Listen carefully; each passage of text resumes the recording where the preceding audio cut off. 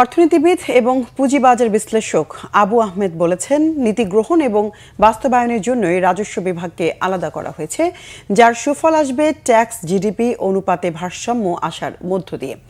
আন্তর্জাতিক মুদ্রা তহবিল IMF এর ঋণ ছাড় ও উন্নয়ন সহযোগিতার আস্থা নিয়ে FDC-তে এক ছায়া সংসদে তিনি কথা বলেন।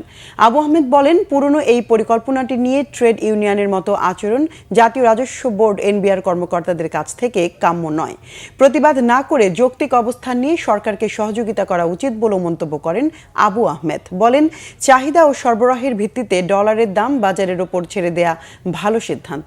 সাধারণভাবে দাম বাড়লে কিছু করার নেই, তবে একক আধিপত্যে কেউ দাম বাড়াতে পারবে না বলে মনে করেন এই অর্থনীতিবিদ। Debate for democracy chairman Hasan Ahmed Chowdhury Kiron বলেন, বিগত সময়ে লোন নিয়ে হাজার হাজার কোটি টাকা পাচার করা হয়েছে।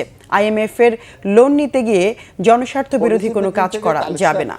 মানে যারা কর আদায় করে এটা আলাদা করা হবে, এটা কিছু মেরিট আছে, অনেক বিদেশে আছে, অনেক দেশে আছে। সুতরাং বাংলাদেশও সেদিকে গিয়েছে, এতে কর জিডিপি বাড়বে, বাড়ারই কথা। আসল কথা হচ্ছে এখন অনেক এটা অনেকে পছন্দ নাও করতে পারে।